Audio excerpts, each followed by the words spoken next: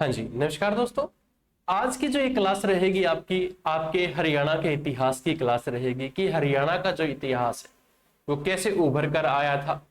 हरियाणा के अंदर दोस्तों कौन कौन से साम्राज्य आए थे, कौन कौन से शासक आए थे, उन सभी के बारे में हम आज की इस क्लास के अंदर चर्चा करेंगे।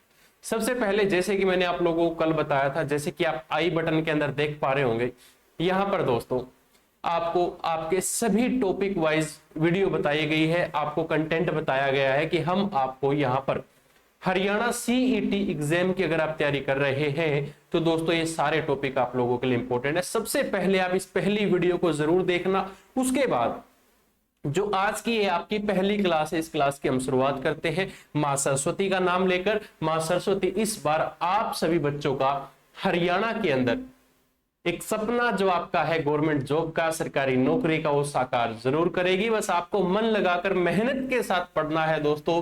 आप लोगों को पता है कि हरियाणा सरकार ने बोल भी दिया है कि दिसंबर से आपका क्या है कि भाई नया सीईटी जो 2024-25 है दोस्तों कंडक्ट करवाया जाएगा। तो आप लोगों के पास लिमिटेड टाइम है और लिमिटेड टाइम में बेस्ट कंटेंट अगर आप पढ़ना चाहते हैं तो हर रोज शाम 7 बजे जीके बाय योगेश्वर के इस यूट्यूब चैनल को जरूर फॉलो करें। तो चलिए शुरुआत करता हूं अपनी आज की इस क्लास की दोस्तों मां सरस्वती का नाम लेकर। और मां सरस्वती क्या कहती है कि भाई मन लगाकर अगर आप पढ़ोगे तो आपका सिलेक्शन होने से कोई नहीं रोक सकेगा। तो इतिहास की दोस्तों ये पहली आपकी क्लास रहेगी। इतिहास की अगर बात करें ना दोस्तों, आप लोगों से इतिहास को 3 भाग में बांटा गया है।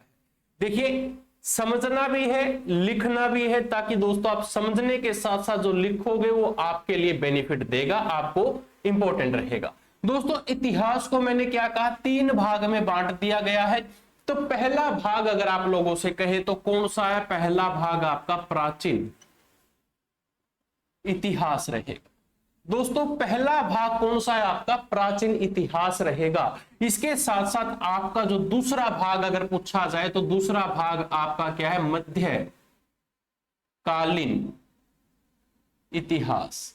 मध्यकालीन इतिहास के बाद हमारा जो तीसरा इतिहास है उसको हम किस नाम से जानते हैं? उसको जानते हैं आधुनिक इतिहास के नाम से जानते हैं।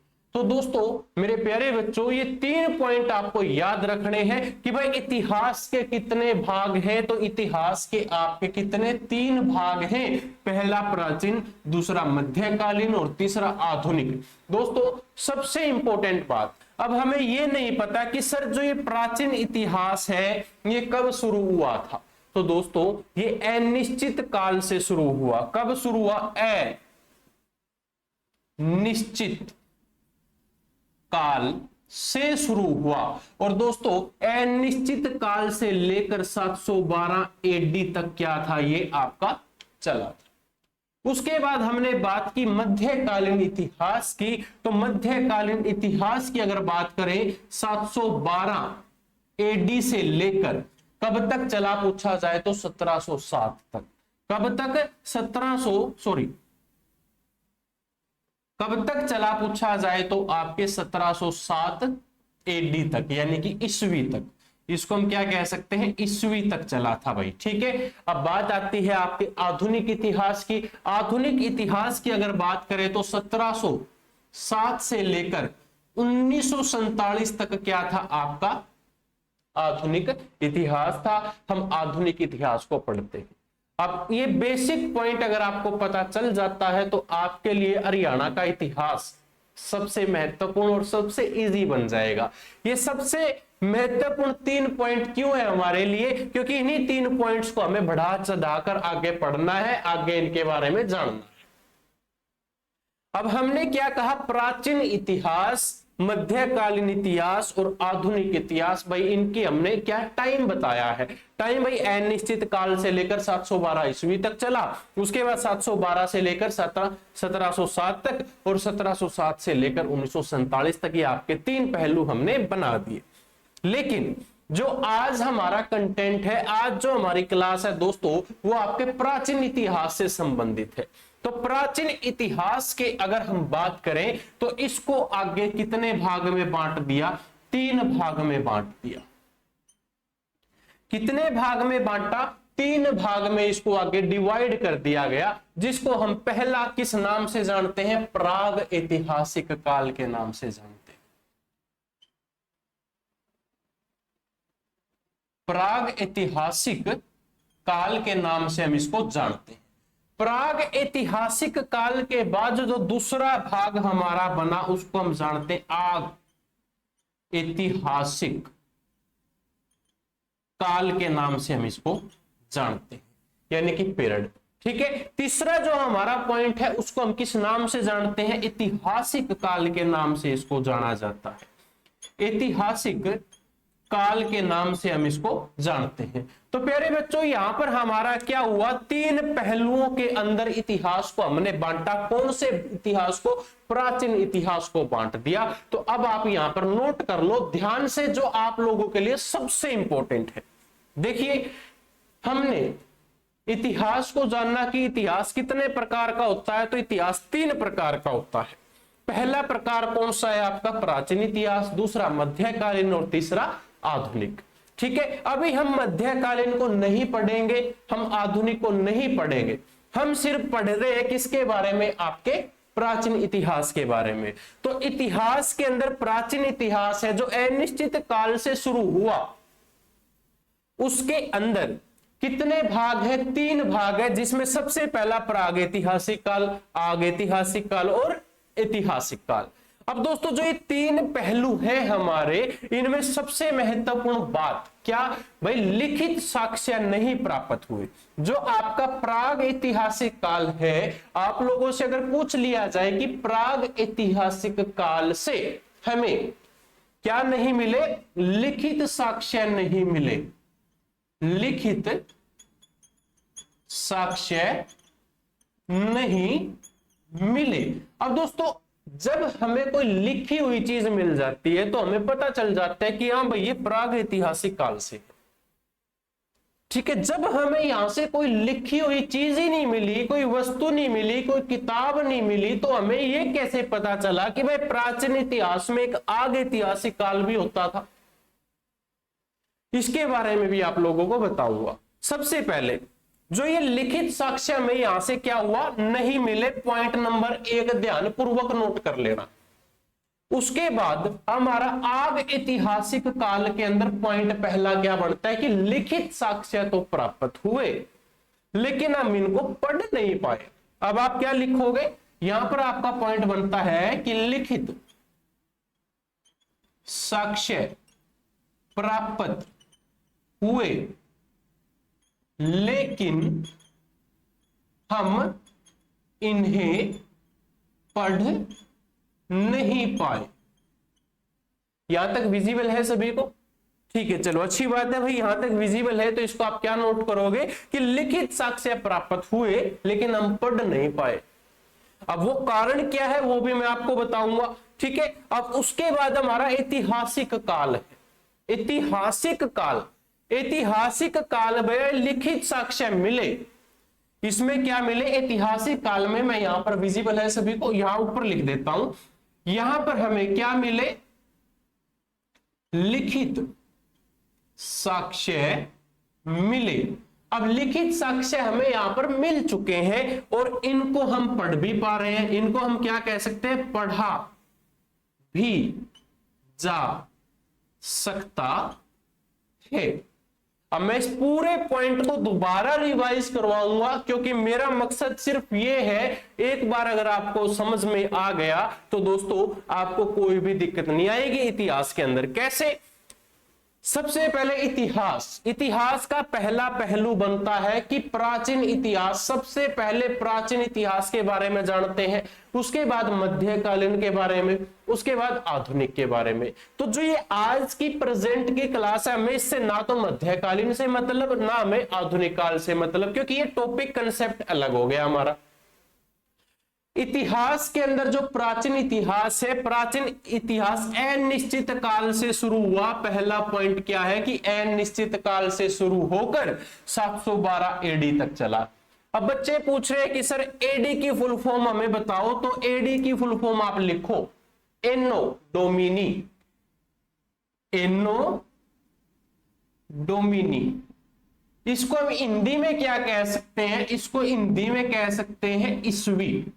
ठीक है, अब 712 के बाद आपके प्राचीन इतिहास के तीन पहलू हैं, प्राग ऐतिहासिक काल, आग ऐतिहासिक काल और ऐतिहासिक काल। प्राग ऐतिहासिक काल में कोई भी लिखित साक्ष्य नहीं मिले। आग ऐतिहासिक काल में लिखित साक्ष्य मिल चुके थे लेकिन हम पढ़ नहीं पाए। ऐतिहासिक काल में लिखित साक्ष्य मिले लेकिन हमने उनको पढ़ लिया। यहां तक क्लियर सबका? चलिए भाई, बहुत अच्छी बात है। इसके बाद हम बात करेंगे आप लोगों से कि भाई यहां पर जो हमें लिखित साक्ष्य मिले नहीं मिले वो क्या थे क्या नहीं थे, उनके बारे में कंप्लीट आपको बताएंगे। ठीक है, अब हमने क्या कहा था आपको कि भाई प्राग ऐतिहासिक काल में हमें क्या मिले थे, लिखित साक्ष्य नहीं मिले। तो पॉइंट नंबर 2, प्राग ऐतिहासिक काल को दोस्त हम किसके साथ कनेक्ट कर सकते हैं, पाषाण काल के साथ कनेक्ट कर सकते हैं। कैसे कर सकते हैं, क्योंकि भाई जो हमें लिखित साक्ष्य नहीं मिले तो वहां से हमें क्या मिले थे, अवशेष मिले थे। अवशेषों पर आधारित था आपका प्राग ऐतिहासिक काल। ठीक है, उसके बाद हमने कहा था आग ऐतिहासिक काल, जहां से हमें क्या मिले थे, लिखित साक्ष्य मिले थे लेकिन हम पढ़ नहीं पाए। अब हमने किसको नहीं पढ़ा, हमने नहीं पढ़ा तो सिंधु सभ्यता को नहीं पढ़ा। दूसरी सभ्यता आपकी हड़प्पा सभ्यता को नहीं पढ़ा। देखो हमें इनके लिखित साक्ष्य मिले लेकिन हम इनको पढ़ नहीं पाए। अब पॉइंट नंबर 3 था हमारा ऐतिहासिक काल दोस्तों, जिसके अंदर हमें लिखित साक्ष्य मिले और हम उनको पढ़ भी पाते हैं, जिसको क्या कह सकते हैं हम, वैदिक सभ्यता, या इसको हम वैदिक काल भी कह सकते हैं, जिसमें वेदों की रचना हुई थी। यानी कि हम वेदों की रचना भी, मैं इसको लिख सकता हूं ताकि आपको पता चल जाए, अगर क्वेश्चन बन जाए कि वेदों की रचना कौन से काल में हुई थी। ठीक है, तो वही वेद हमने यहां पर पढ़ लिए थे। ये बेसिक पॉइंट आपका पता होना चाहिए। कुछ बच्चे बोल रहे थे कि सर हमें बीसी का मतलब बताओ और हमें एडी का मतलब बताओ। बीसी और एडी का फुल फॉर्म अगर पूछ लिया जाए क्या होता है, तो सबसे पहले बीसी बिफोर क्रिस्ट, जिसको हिंदी में क्या कह सकते हैं बच्चों, ईसा पूर्व कह सकते हैं। अब एडी को हम क्या कहेंगे, एडी को हम कहेंगे एनो डोमिनी के नाम से हम इसको जानते हैं, जिसको हम क्या कहते हैं, ईस्वी। तो ये पॉइंट यहां तक एक बार सभी बच्चे नोट कर लें, ये आप लोगों के लिए बेसिक बात है और बेसिक सा आपका पॉइंट है। ठीक है, कर लिया नोट डाउन? चलिए, बहुत अच्छी बात। अब दोस्तों हम बात करेंगे आप लोगों से हरियाणा के इतिहास में। मैंने आप लोगों को पहला पॉइंट क्या बताया कि भाई हमें लिखित साक्ष्य नहीं मिले, हमें क्या मिले थे, अवशेष। अवशेष का काल कौन सा है, पाषाण काल। तो अब आपका जो हेडिंग आप लिखोगे, हेडिंग नोट कर लो कि हरियाणा से पाषाणिक युग या काल के अवशेष। अब हमें हरियाणा से क्या मिला, पाषाणिक युग या काल के अवशेष मिले थे। अवशेष मतलब जैसे ये मार्कर है, ये अवशेष एक चिन्ह है भाई। ठीक है, ये मिला था हमें, तो हमें पता चला जब इसको रिसर्च किया भाई ये तो इतने साल पुराना है। अब दोस्तों मार्कर नहीं मिला था वहां पर, कभी बोल लो कि भाई सर ने कहा मार्कर मिला था। ठीक है, तो दोस्तों पाषाणिक युग काल के अंदर हमें क्या मिला, जिससे हमें पता चला कि भाई यहां तो हम अवशेषों के माध्यम से पहुंचे हैं। तो भाई आप पॉइंट नोट करें। पहला पॉइंट है हमें दो जगह से प्राप्त हुए।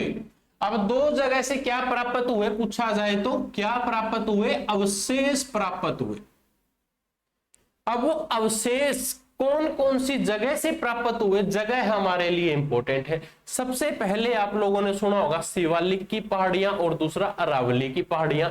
तो भाई अवशेष हमें कहां से प्राप्त हुए, पहला तो हमारा पॉइंट क्या रहेगा, अरावली। क्षेत्र से। दूसरा जो हमारा पॉइंट है वो कौन सा है, शिवालिक क्षेत्र से। इन दोनों स्थान से हमें क्या प्राप्त हुए, अवशेष प्राप्त हुए। अब दोस्तों ये तो है नहीं कि भाई पेपर में आप लोगों के दो छोटे छोटे नाम देखने को मिल जाएंगे। कहीं पेपर में एग्जामिनर आप लोगों से ये थोड़ी ना पूछेगा दोनों जगह के नाम बताओ। आप लोगों को जो अवशेष प्राप्त हुए अरावली क्षेत्र में कौन कौन से स्थान से प्राप्त हुए, तो पहला स्थान हमारा क्या रहेगा, चरखी दादरी। दूसरा स्थान आपका पूछा जाए रेवाड़ी। तीसरा स्थान पूछा जाए भिवानी। यहां विजिबल है आगे, हाँ। भिवानी के बाद आपका पलवल। पलवल के बाद अगर कहूं मैं भाई आपका महेंद्रगढ़, ठीक है। महेंद्रगढ़ के बाद आपका गुरुग्राम यानी कि गुड़गांव।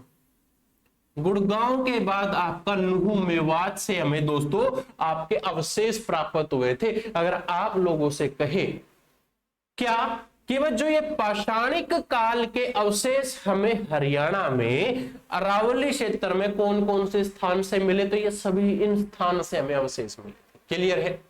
आप लोगों से पूछे पाषाणिक युग के या पाषाणिक काल के हमें जो अवशेष शिवालिक क्षेत्र में कौन कौन से स्थान से मिले, तो शिवालिक क्षेत्र में हमें 3 पॉइंट याद रखने हैं। सबसे पहला कौन सा है, पंचकुला।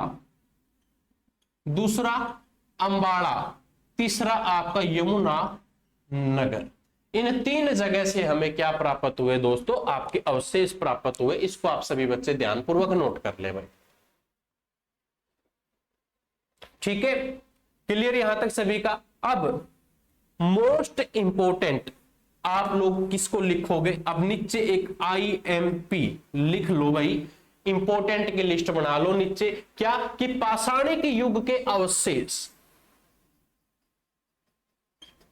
पाषाणिक युग के अवशेष। भाई ये प्रीवियस ईयर के अंदर पूछे गए क्वेश्चन है जो अब बताऊंगा। पाषाणिक युग के अवशेष, पहला पॉइंट भाई हमारा क्या है, अरावली। दूसरा पॉइंट हमारा क्या है, शिवालिक। जो सबसे फेमस है, जो सबसे ज्यादा पूछे जाते हैं भाई, अरावली से पूछा जाए तो अरावली से फिरोजपुर झिरका,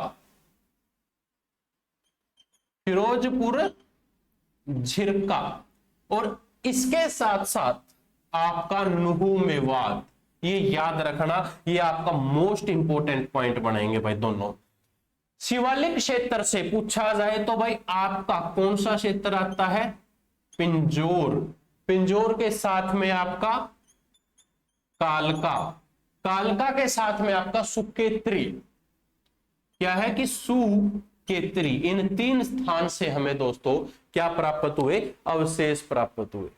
अब सर बात ये आती है कि सर आप बार बार अवशेष का नाम लेने लग रहे हैं, अवशेष अवशेष अवशेष अवशेष। अभी ऐसे क्या अवशेष मिले कि यार ये क्वेश्चन हमारा, ये टॉपिक हमारा इतना इंपॉर्टेंट हो गया। तो अब आप यहां तक एक बार नोट कर लो, मैं दोबारा इस पूरे पॉइंट को रिपीट कर देता हूं भाई। पहले तो पाषाणिक युग काल की जब भी बात हो, स्टोन एज की जब भी बात हो, आपके दिमाग में, आपके मन में एक पॉइंट याद रहना है, हमें वहां से कोई भी लिखित किताब नहीं मिली। जैसे एक एग्जाम्पल मान लो ये किताब है, मेरे को कोई ऐसी किताब नहीं मिली वहां से, मुझे मिले हैं तो क्या मिले हैं, सिर्फ अवशेष मिले हैं। अवशेष क्या मिले हैं उसके बारे में भी जानेंगे, लेकिन पहले हमें यह पता होना चाहिए कि वो अवशेष कहां से मिले। अवशेष मिले 2 क्षेत्रों से। 2 क्षेत्रों की बात की जाए, अरावली शिवालिक, और ये इनके क्षेत्र है।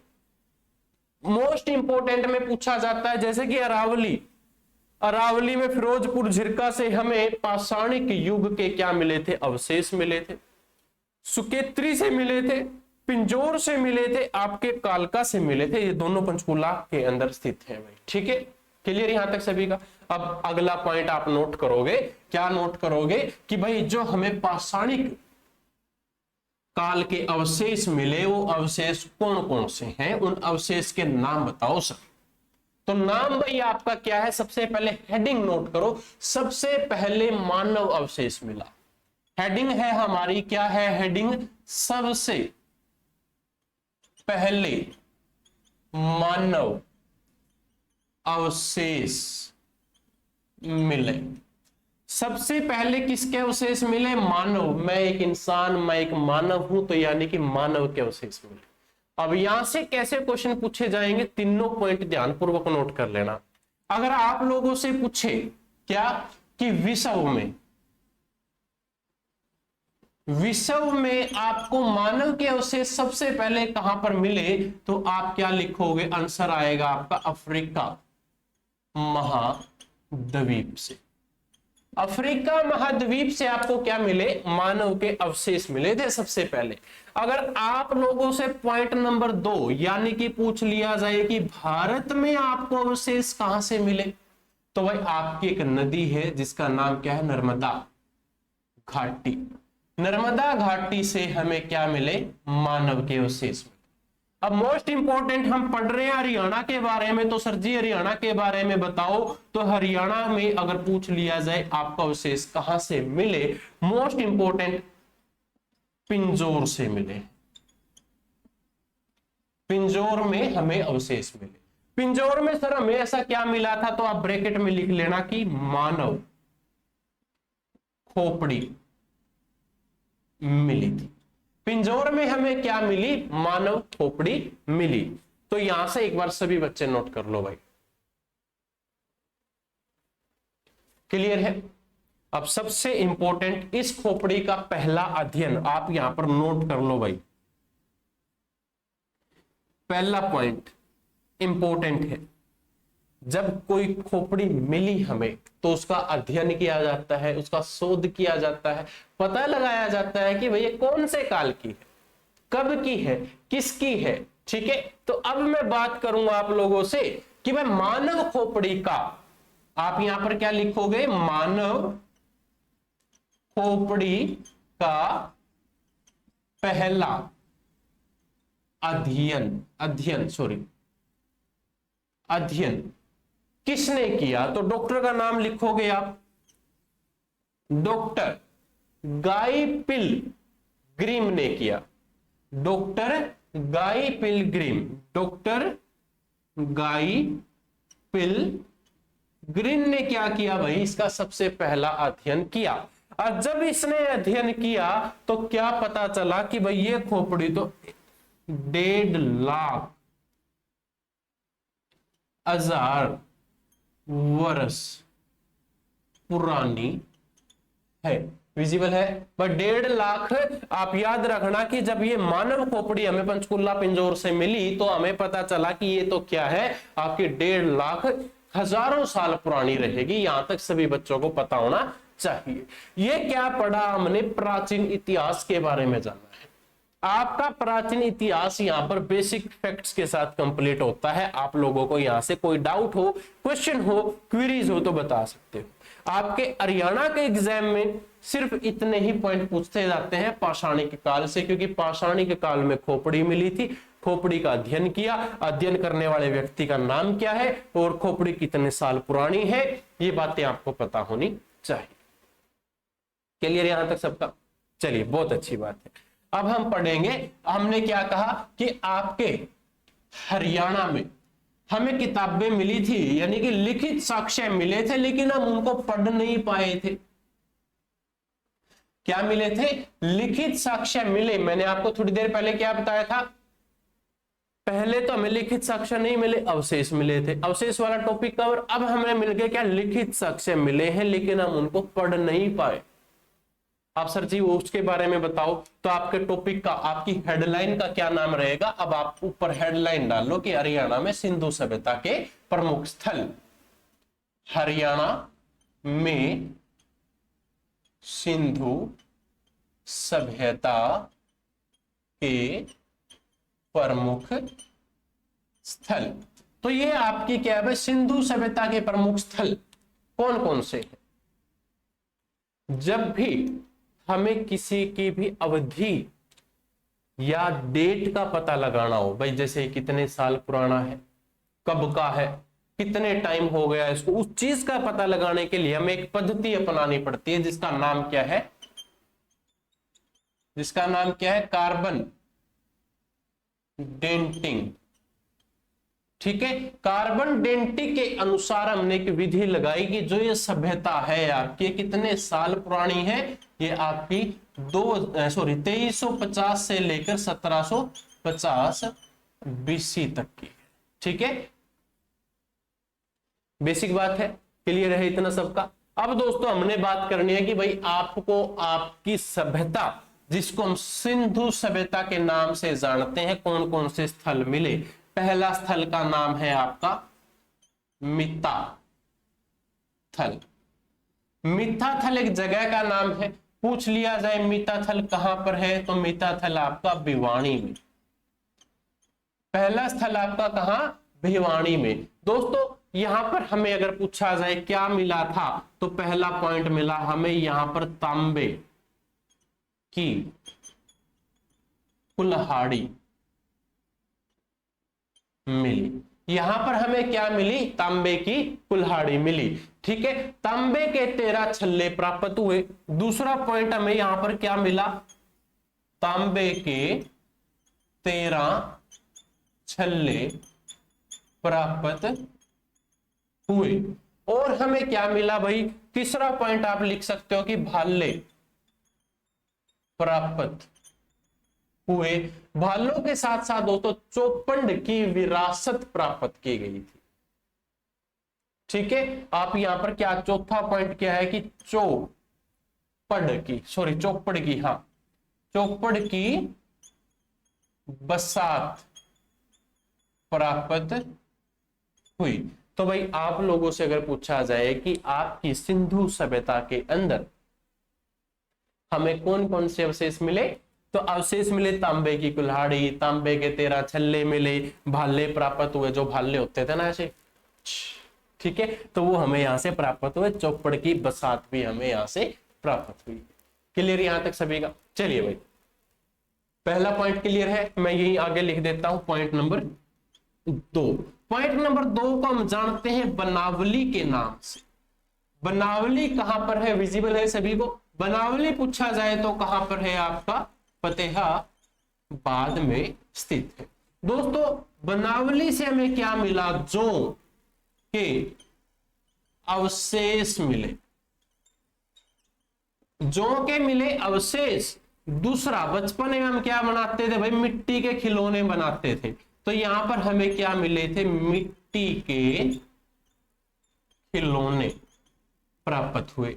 ठीक है, तीसरा हमें यहां पर क्या मिले, जूते हुए, खेत प्राप्त हुए। तो ये 3 पॉइंट यहां पर एक बार नोट कर लो सभी बच्चे। यहां से हमें क्या क्या प्राप्त हुआ, आप लोगों के लिए इंपॉर्टेंट है, जौ के अवशेष प्राप्त हुए, ठीक है, मिट्टी के खिलौने प्राप्त हुए, जूते हुए, खेत प्राप्त हुए, और इसके साथ साथ भाई बैलगाड़ी के पहियों के निशान भी हमें मिले थे। क्या मिले थे, बैल गाड़ी के पहियों के निशान हमें यहां से प्राप्त हुए। और यहां से एक ऐसी मुद्रा मिली थी जिस पर पशु अंकित था। यहां पर हमें क्या मिली भाई, मैं मुद्रा के बारे में बता देता हूं। सबसे पहले तो हमें एक ऐसी मुद्रा मिली थी जिसके ऊपर पशु के अंक, यानी कि जैसे आज के टाइम पे देखें तो हम किसी पे भगत सिंह बना होता है, किसी सिक्के के ऊपर माता की फोटो होती है, किसी के ऊपर शेर की फोटो होती है, अशोक स्तंभ होता है। तो उसी प्रकार भाई उस समय हमें यहाँ पर एक क्या मिली थी, मुद्रा मिली। उस मुद्रा पर क्या चिन्ह था, एक तो आपका शेर था और दूसरा बैल था। एक तरफ तो आपका क्या छप रहा था, शेर, और दूसरी तरफ आपका क्या बना हुआ था, बैल। ठीक है, तो ये हमें क्या मिले थे, यहां से सिक्के मिले थे। इन दोनों पॉइंट को ध्यानपूर्वक नोट कर लो, ध्यानपूर्वक इसको समझ लो, क्योंकि भाई पेपर में पूछ लिया जाए कि तांबे की कुल्हाड़ी हमें कौन सी सभ्यता से मिली। सभ्यता का नाम सिंधु घाटी की सभ्यता। आप लोगों से पूछ लिया जाए कि तांबे की कुल्हाड़ी हमें हरियाणा में कौन से स्थान से मिली, स्थान का नाम क्या रहेगा, मिताथल, जो कि भिवानी के अंदर है। आप लोगों से पूछा जाए कि मिट्टी के खिलौने हमें सभ्यता, हड़प्पा सभ्यता के कौन से स्थल से मिले, तो स्थल का नाम बनावली, जो कि फतेहाबाद के अंदर है।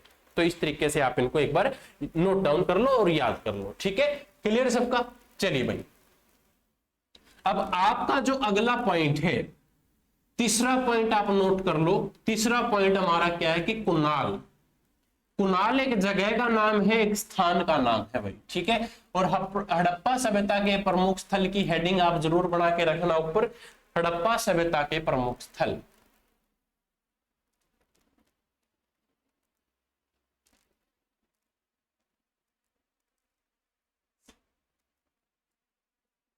ठीक है भाई, तीसरा जो आपका पॉइंट है उसको नोट करोगे, जिसको हम किस नाम से जानते हैं?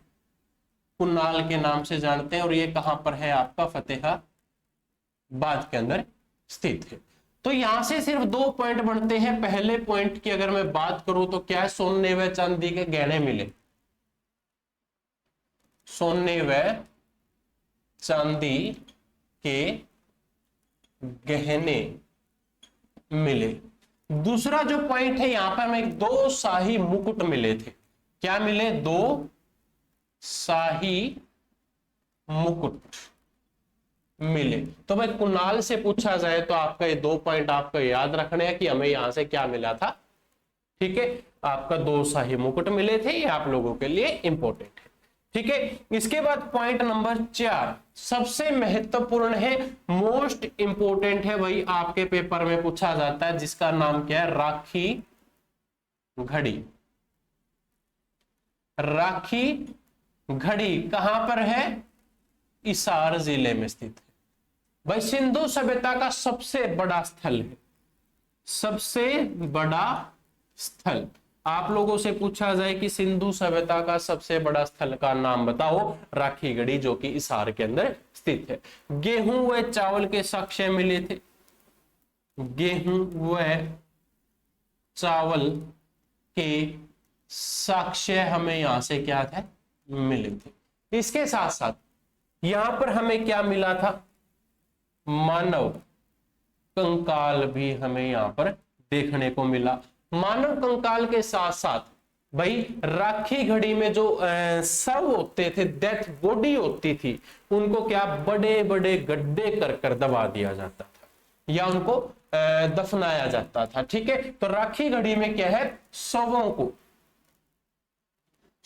को लंबे गड्ढे कर कर लिख लो आप, क्या है कि लंबे गड्ढों में दफनाया जाता था।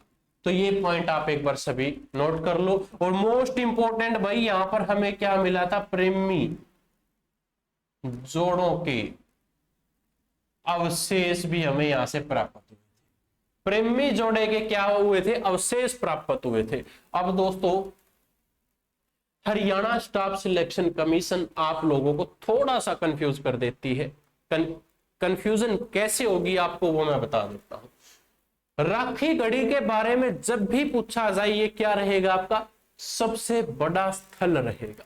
क्या रहेगा? सबसे बड़ा स्थल रहेगा। लेकिन आप लोगों से सबसे प्राचीन स्थल अगर पूछ लिया जाए, मैं यहां पर एक अलग से क्वेश्चन बनाकर लिख देता हूं, क्या कि हड़प्पा सभ्यता का सबसे विजिबल है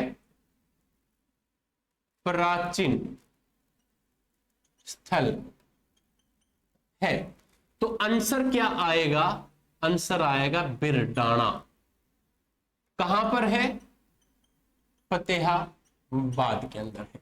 तो ये भी आपका इंपॉर्टेंट है, प्रीवियस ईयर के अंदर आ चुका है, इसको भी आप एक बार नोट डाउन कर लो। क्लियर यहां तक सभी का?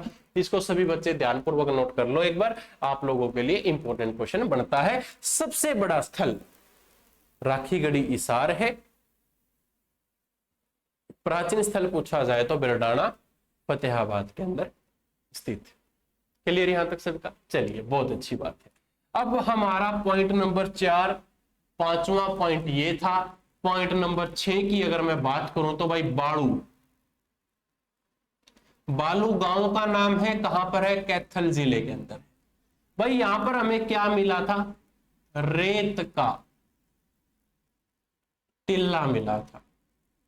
ठीक है भाई। और हमें क्या मिला बाड़ू गांव से? बाड़ू गांव से हमें मिला था लहसुन, लहसुन बोल देते हैं हम जिसको। लहसुन की क्या मिली थी? कली मिली थी। लहसुन की कली और रेत का टिल्ला बाड़ू गांव जो कि कैथल के अंदर स्थित है, यहां से हमें मिला था। इसको एक बार आप सभी नोट कर लो। और दोस्तों आप लोगों से पूछा जाए कि हड़प्पा सभ्यता के कब्रिस्तान के अवशेष हमें कहां से मिले, पहले तो एक बार इसको नोट कर लो, उसके बाद कब्रिस्तान के ऊपर आएंगे। ठीक है, क्लियर है सबका? नोट डाउन हो गया? चलिए बहुत अच्छी बात है।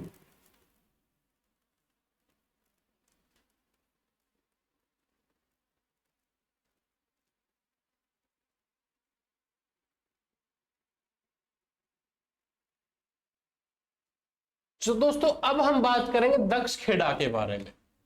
एक स्थान है जिसका नाम क्या है? दक्ष खेड़ा। कहां पर है पूछा जाए तो आपके रोहतक के अंदर स्थित है। दोस्तों इस दक्ष खेड़ा की अगर बात की जाए, कब्रिस्तान के अवशेष मिले थे। दक्ष खेड़ा से हमें क्या मिले? कब्रिस्तान, कब्रिस्तान, कब्रिस्तान के अवशेष। हड़प्पा सभ्यता में कब्रिस्तान के अवशेष पूछ लिया जाए कि हमें कहां से मिले, तो हमें मिले थे दक्ष खेड़ा, एक गांव का नाम है जो कि रोहतक जिले के अंदर है, यहां से हमें अवशेष मिले थे। इसके बाद आपका पॉइंट नंबर 8 भाई, मिरावड़ गांव का नाम क्या है? मिरावड़। मिरावड़ कहां पर है पूछा जाए तो रोहतक जिले के अंदर स्थित है। मिरावड़ गांव के अंदर मृद बांड पकाने की 2 भट्टियां मिली थी। मृद बांड, मिट्टी के बर्तन, मृद बांड पकाने के लिए, पकाने की 2 भट्टियां।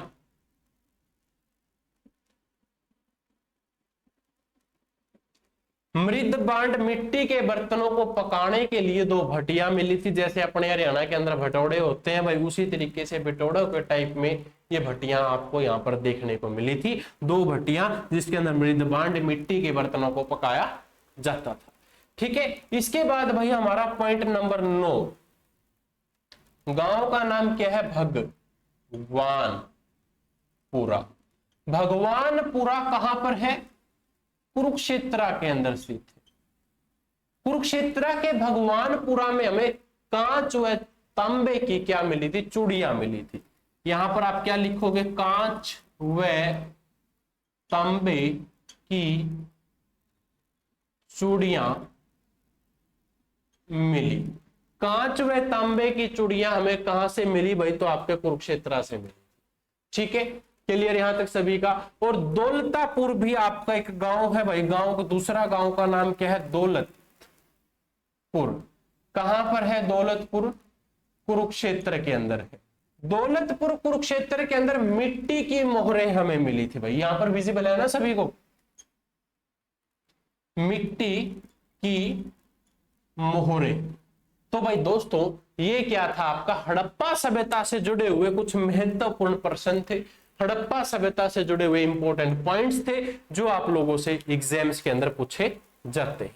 यहां तक एक बार सभी बच्चे इसको नोट कर लो, ये आपके हरियाणा के एग्जाम्स के लिए सबसे महत्वपूर्ण थे। आपके यहां पर हड़प्पा सभ्यता का जो पॉइंट है, बेसिक क्वेश्चंस जो पेपर में पूछे जाते हैं वो आप लोगों के सामने आ चुके।